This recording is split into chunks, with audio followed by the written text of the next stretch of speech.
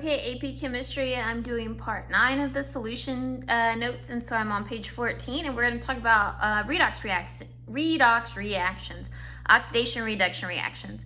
And so there's some terms to know that will help you out, and they help me out long run for college. While I'm teaching, I honestly still have to say this in my head every time, which might be a little sad at this point, but it's how I learned it, and so it works. But oil rig, oxidation is loss, reduction is gain. And it's talking about loss or gain of electrons. So oxidation is loss of electrons. And if I'm losing something that's negative, my charge is going to go up. I'm going to become positive. And reduction is gain of electrons, which means I'm going to get more negative. I'm gaining something that's negative. And so that's how it helps me. And if you don't know anything about redox reactions, then that's not making sense right now, but it will make sense here in a little bit. And so the oxidation number is what we're going to use to determine this change and which one gets oxidized and reduced. Oxidation number is just another fancy name for charge. So think back to when we wrote formulas. I'm not talking about formal charge. That's something different we learned. I'm just talking about charge. Just normal charge, oxidation state, oxidation number, same thing. So there's rules for assigning oxidation states. Rule number 1 is that oxidation state of an atom and an element is 0. So if I have just a pure sample of that element, whether it's N2, P4, S8, it doesn't matter how many little atoms I have. If it's all just sulfur, the charge, the oxidation state is 0, goose egg. And then oxidation state of monatomic ion is the same as its charge. And so mono means one, so one atom ion. So pretty much if I have like a hydrogen ion floating around, hydrogen's plus 1 charge. If I have a oxygen floating around, ion floating around for some odd reason, it would be a -2 charge. And the element would show you that too. The charge would be on there. So whatever it is what it is. So in a compound, fluorine is the most electronegative, so it's always going to have a -1 charge. So if you see fluorine, it's going to be -1 if it's in a compound. Remember, if it's F2, it's 0 because that's fluorine by itself. And then you should never see it floating around as an ion, but if you did, the charge would be whatever the ion is, which will be -1. So oxidation usually is assigned the oxidation state of -2 in most of its compounds. And so it gives you there's some exceptions, and it would be any peroxide. So like hydrogen peroxide, it would be an exception. And then obviously the other one where it's paired up with fluorine, because fluorine comes first, it's going to be a -1. And then in covalent compounds with nonmetals, a hydrogen is always a +1. And then metal hydrides are an exception. So if hydrogen comes last, like sodium hydride, then hydrogen would be a -1. So the sum of all the oxidation states should equal 0. So all this stuff is really fun and fantastic until you get to try it out, and then it starts to make more sense because it's rules.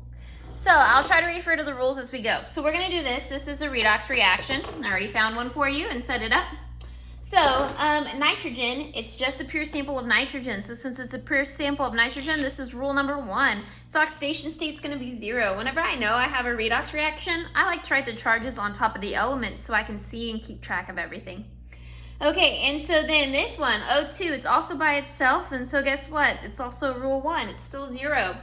Then I come over here to this compound. Now then, my rules don't say much about nitrogen, but they say a lot about oxygen. Oxygen's going to stay -2, so I know oxygen's going to be a -2. I have 2 of them though, so now I have to figure out nitrogen.